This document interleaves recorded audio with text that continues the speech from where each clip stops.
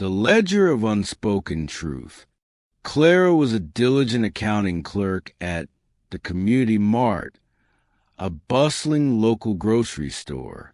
Her workspace was a sanctuary of order, filled with neatly stacked invoices and perfectly reconciled ledgers. Outside of her work, however, her life felt like a register perpetually out of balance. She was married to a good man, but their home was often shadowed by her defensiveness. A misplaced receipt at work, a small error in the weekly inventory count. These were her daily slips. Instead of admitting she was rushed and overlooked a column, she'd spend hours hunting for a technical glitch in the system, mumbling, "The software's acting up again," or blaming the cashier's sloppy data entry. In her spiritual life, the pattern was identical. She found herself resentful of her husband's career success, feeling overlooked at church, or snapping at a difficult customer. When her conscience pricked her, she dismissed it. "It's just stress," she reasoned. "I'm too busy. These aren't real sins. They're just human reactions to unfair circumstances." She refused to open the dark corners of her life to the light. She wondered constantly, why do I work so hard for a perfect life, yet feel this grinding friction? Why are things not good as they seem? She read her Bible daily, but the words were flat, offering no relief. One morning, while sitting alone before her shift, she read the passage someone had sent her. When I said, "My foot is slipping. O Lord, your unfailing love sustain me." Psalm 94, verse 18. The next verses from 1 John hit her like a surprise audit.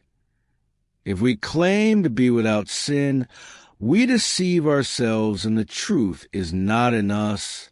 If we claim we have not sinned, we make him out to be a liar. The word stripped away her carefully constructed defense. She realized a refusal to admit simple errors, a decimal point misplaced in the ledger, a moment of sharp envy toward a fellow wife, was the same as her refusal to confess sin to God. She wasn't just hiding from her husband or her boss. She was hiding from the light of God, effectively calling him a liar by pretending her ledger was always flawless when he was trying to show her the unrighteousness. Clara closed her eyes and the truth broke through the hardened shell of her pride. "Lord," she whispered, tears slipping down her cheeks, "my foot is slipping. I have been dishonest, not just in my spreadsheets, but in my heart. I have sinned by refusing to call my faults what they are." In that moment of simple, honest confession, she felt an immense weight lift. She received, by faith, the incredible promise. If we confess our sins, he is faithful and just and will forgive us our sins and purify us from all unrighteousness.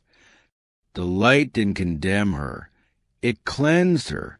Later that day, she approached the shift manager about a $20 discrepancy she had quietly covered up the week before, honestly stating, "I made the mistake, not the system." That evening, she looked her husband in the eye and apologized for the resentment she harbored. The change in her wasn't a sudden burst of perfection, but a steady, honest walk. Clara learned that walking in the light wasn't about never slipping. It was about the immediate, heartfelt admission of the slip. Her ledger of life was still being written, but now the entries were being balanced not by her effort, but by the unfailing love and purifying power of God. The peace she longed for finally settled over her, a deeper, truer peace than any perfect balance sheet could ever provide.